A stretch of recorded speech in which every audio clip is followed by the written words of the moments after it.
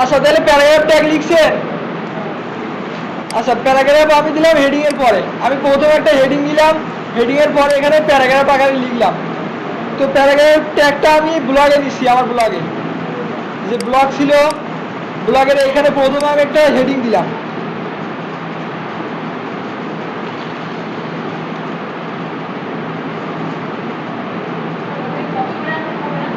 হবে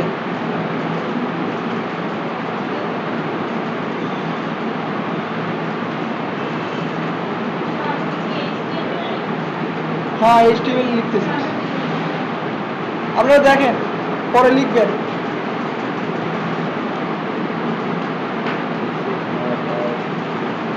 না এর তাজমহলের এইটা কপি করে দিই, ঠিক আছে, এর লেখাটা আমি কপি করি। রাগ করতেছেন না তো? হ্যাঁ পোস্ট হবে, ওয়েবসাইটে বলবেন একটা পোস্ট করতেছে সেটা এইভাবে, ঠিক আছে। যখন ব্লগ থাকবে না তখন কিভাবে পোস্ট করবো সেটা।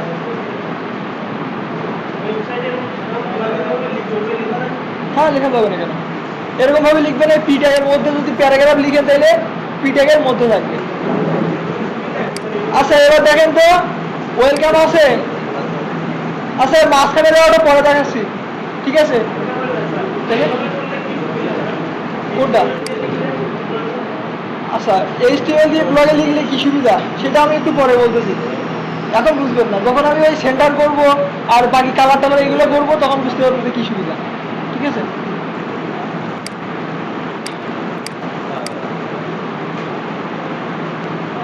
আচ্ছা দেখেন তো এবার আমার এই জিনিসটা কোথায় আছে, প্যারাগ্রাফ আকারে আসছে দেখেন তো, এখানে কি লেখা লাগছে? এটা জাস্ট ওইখানে আমি কোডিং করা ছিল এর জন্য আমার এখানে প্যারাগ্রাফ আকারে দেখাচ্ছে। আর সবগুলো কি ঠিক আছে কিনা, আমি লিখলে কিন্তু উল্টা পাল্টা হয়ে যেত। এখন তো ঠিক আছে। আর এখানে কি হেডিং আছে না, হেডিং দিয়ে আমরা শুরু করছি।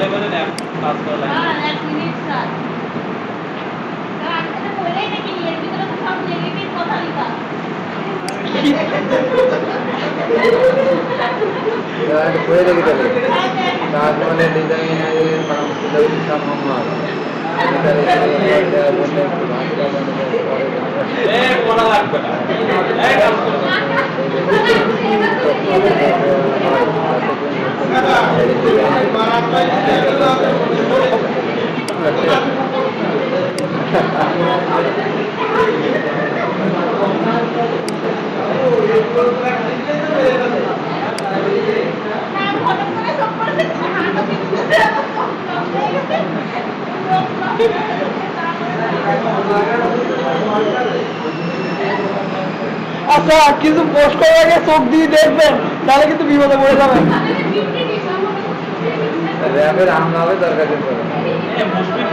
চলে গেছে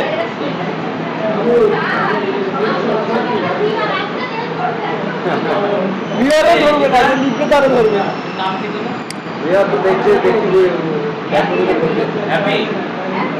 আচ্ছা তাহলে প্যারাগ্রাফটা আমার কাছে ক্লিয়ার।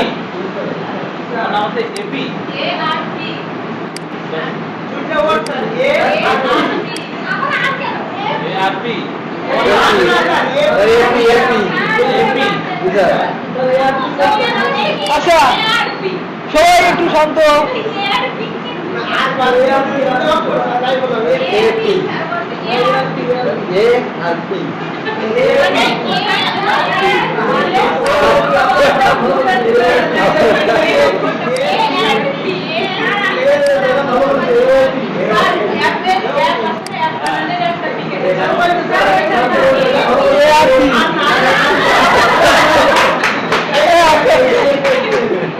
আস্তে আস্তে ঠিক আছে, প্রশ্ন করো না কেন, তুমি প্রশ্ন করো না কেন? আরে দেখুন একটা প্রশ্ন তো স্বীকার করতে হবে না। আমার সে মনে মজা তো মজা না, আর এ দুটো তাই না।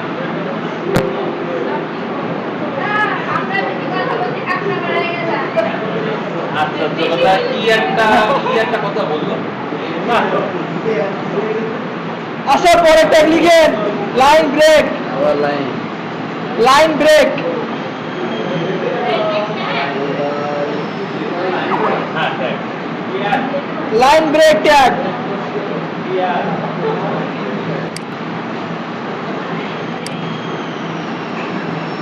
এই ট্যাগটা মানে এটা একটা শুরু আছে কিন্তু শেষ নাই, শুরু শেষ একবারেই, ঠিক আছে।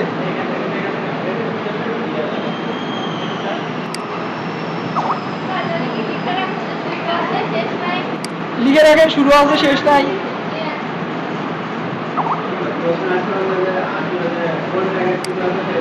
হ্যাঁ তখন এটা লিখে দিবেন।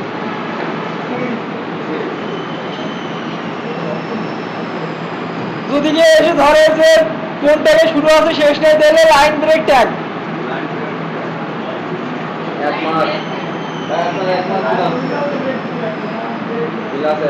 Line break.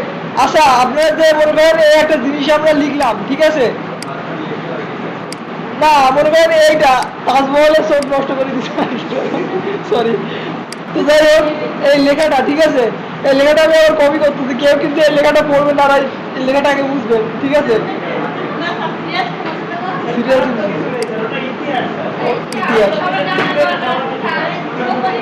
আচ্ছা যাই হোক এখানে দেখেন এই লেখাটা আমি কি করছি, হ্যালো এই রাস্তায় আমি বাচ্চাদের ক্লাস দিচ্ছি।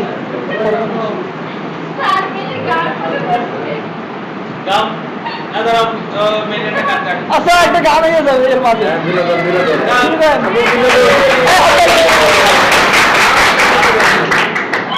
হ্যাঁ গান শুরু করেন, শুরু করেন, আমার সোনার বাংলা শুরু করেন, এই সবাই শুরু করেন তো, আমার সোনার বাংলা শুরু করেন না কেন? মাইক্রোফোন ধরবো, আপনি কোনটা পারেন? আরে তো রুমের গান গায় বলতে, তাই নাকি রুমে গান গাই? রুমে ধরে গান গায়, কি গান সেটা বলতো? এই ম্যাডাম বলতে পারেন না, মনে করেন আপনি এখানে কেউ নেই, আপনি ভাবেন আপনি এখানে কেউ নেই, আপনি একা একা আছেন, আপনি মনে করেন এখন বাথরুমের মধ্যে বসে আছেন, সেই হিসেবে গান গান, গান শুরু করেন। আচ্ছা এটা ক্লোজ করে দিচ্ছি আমি, আপনি গান গান। ওই রুমের থেকে, হ্যাঁ আমি আয়না সেদিনকে দেখেছি। রেডিও দেখাচ্ছিল,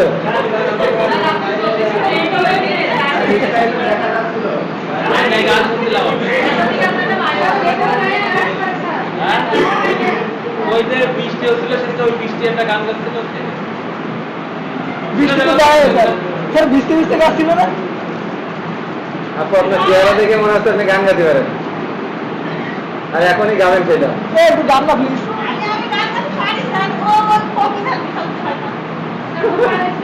আপনি পারেন তো, আমি জানি তো, আমি মাঝে মধ্যে আপনার সামনে দিন যাই, তখন আমি শুনি তো আপনি গান গান, কোনো সুন্দর করে গান গান, একটা গান গাইলে তো কে বলে এটা খালি কি হয় গান? আমার শোনা বাবা শুনি। আচ্ছা আজকে গায়ে না, সে কালকে গান গাই আমাদের কথা দিচ্ছে, ঠিক আছে, কালকে কিন্তু তারা ভালো হবে, ঠিক আছে না? হ্যাঁ কথা দিছে। আপু আপনি তো এই গানটা এটা তো কবিতা না, এটা আপনি একবার কথা দিলেন তো। আচ্ছা এবার দেখেন লাইন ব্রেকের কাজ দেখাচ্ছি, আমরা কোথায় ছিলাম? Line break. আচ্ছা এখানে একটা লেখা আছে, লেখার পরে মনে করেন এটা একটা কবিতা, ঠিক আছে, এটা মনে করেন একটা কবিতা, তো এই জায়গাটা আমি ব্রেক করব, মানে এই লেখাটা উপরে থাকবে না, এটারে আমি নিচে শো করবো। হ্যাঁ কিন্তু এখানে ইন্টার মারলে কিন্তু এখানে যাবে না, যতই এন্টার মারেন এখানে নিচে যাবে না, ঠিক আছে।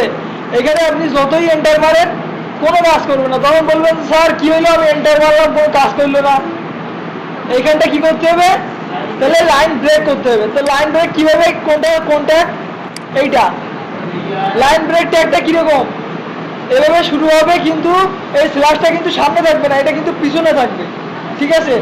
আর এটা শুরু আছে কিন্তু শুরু শেষ একসাথেই, শুরু আছে কিন্তু শেষ নাই, এটা মৌলিক ট্যাগ, ঠিক আছে। খাতায় লিখে রাখবেন এটা মৌলিক ট্যাগ, এ শুরু আছে কিন্তু শেষ নাই, শুরু শেষ একসাথে, মানে মৌলিক। আচ্ছা লিখবেন কোথায় আমি দেখাচ্ছি তো, আগে লিখে দেবেন। আচ্ছা এর কাজ এটা হচ্ছে শিকার আগ্রহ করবো এই জন্য কোনো শাস্তি হয়ে গেল না দাদা পাঁচ মাস তো চলতে হবে করবেন এর কাজ লিখেন, এর কাজ ঘুরি রেখে দিলাম আমি প্রতিদিন এখান থেকে কটার সময় যাবো 6:30 পরে এর কাজ প্যারাগ্রাফের মাঝে, প্যারাগ্রাফ বা লেখার মাঝে, প্যারাগ্রাফ বা লেখার মাঝে, প্যারাগ্রাফ বা লেখার মাঝে ব্রেক দেওয়া, মানে ব্রেক বা নিচে নিয়ে আসা, স্পেস না, ওই যে এন্টারের কাজ, ওই লাইন তৈরি করে দেওয়া। নতুন একটা লাইন ব্রেক করতে যেমন কোনো একটা সেন্টেন্স লিখতে আবার প্যারা দিলে কি আর দিলে হবে না বিআর এখানে থাকবে কিন্তু এর ট্যাগটা পিছনে, ঠিক আছে? হ্যাঁ, এটা সামনে না, এটা পিছনে থাকবে। এই যে স্ল্যাশটা এটা থাকবে পিছনে। শুধু বিআর দিয়ে হচ্ছে, ওটা সবসময় কাজ করবে না। এখন কাজ করতে কিন্তু সব জায়গায় কাজ করবে না। আচ্ছা, তাহলে আমরা বিআর ট্যাগের কাজ, মানে লাইন ব্রেকের কাজ দেখবো এবার। এবার দেখেন, এইখানটা আমি বিআর ট্যাগটা দিলাম, মানে লাইন ব্রেকের ট্যাগ বিআর। আচ্ছা, এবার আমি জিনিসটা সেভ করলাম। এই প্রথমে লাস্ট ক্লাস ঠিক আছে আচ্ছা, এবার দেখেন তো লাইনের মাঝে কি ব্রেক হয়েছে? ব্রেক হয়েছে এবার?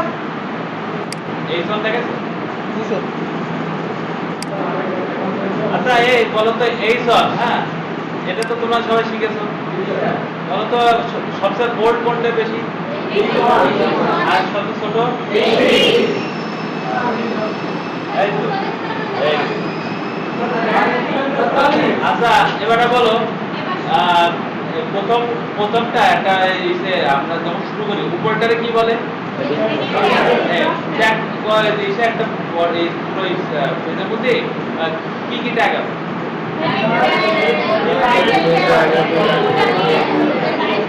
এটারে কি বলে? একটা দিন দেখো ওয়েবসাইটের সিস্টেমটা কি, আমরা যেরকম একটা মানুষের সাথে তুলনা করে সাধারণত শিখাই। প্রথমত কি, আমার আসলে একটা নামের জন্য আমার নাম তো আছে, আমার একটা টাইটেল, আমার নাম হচ্ছে সুজন, যেরকম এটা হচ্ছে টাইটেল। তারপর আছে হেড, যেমন এই যে মাথা, হ্যাঁ, এবার আছে বডি, তারপরে নিচে ফুটার পা। হ্যাঁ, এই যে এবারটা আমরা বডিতে যেরকম জামা কাপড় পরি, আমাদের স্টাইল এখন চেঞ্জ হয় না, ওয়েবসাইটটা আমরা বডিতে যত ইচ্ছা তত আছে আমরা কাজ করতে পারি। প্রথমত ফ্রেম তৈরি করার জন্য হচ্ছে আমাদের HTML, তারপরে CSS, PHP, তারপরে জাভাস্ক্রিপ্ট, jQuery এসব ভাষা ব্যবহার করে ওটা আলাদা, তোমরা ওয়ার্ডপ্রেস এগুলো আলাদা, এই ডেলিকেট। তবে সব যাই হোক না কেন সব কিছুর মধ্যে HTML 4 বছর লাগবে।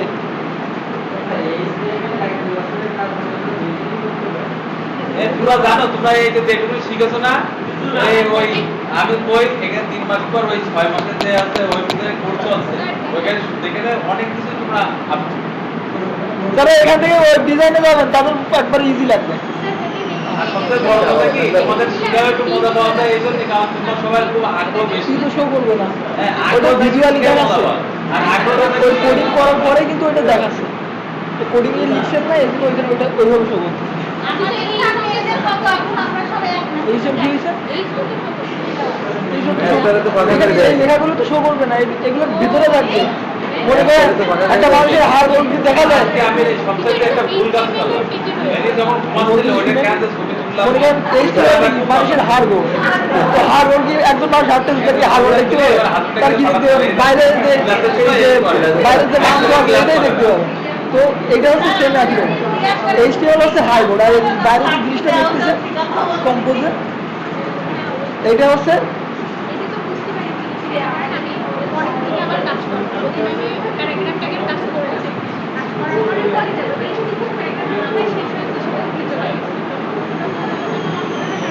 এটা আছে তো প্যারাগ্রাফ তো শুরু করে না হয়, আপনি ওই প্যারাগ্রাফটা একটা নাই তো। আচ্ছা, ওইখান থেকে কপি করে দেবো।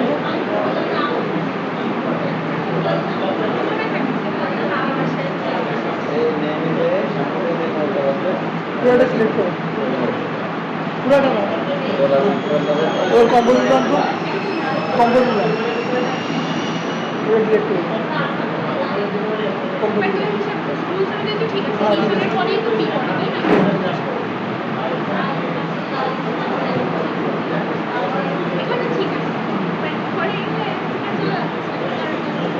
ও অটোমেটিক্যালি ব্লগে ওই সিস্টেমটা দেওয়া আছে, প্যারাগ্রাফ ট্যাগ ওইখানে দেয় না, মানে ও অটোমেটিকলি খেয়ে ফেলে, মানে প্যারাগ্রাফ ওতে অটোমেটিক্যালি ইনস্টল করা আছে, অ্যাক্টিভ করা আছে ব্লগে।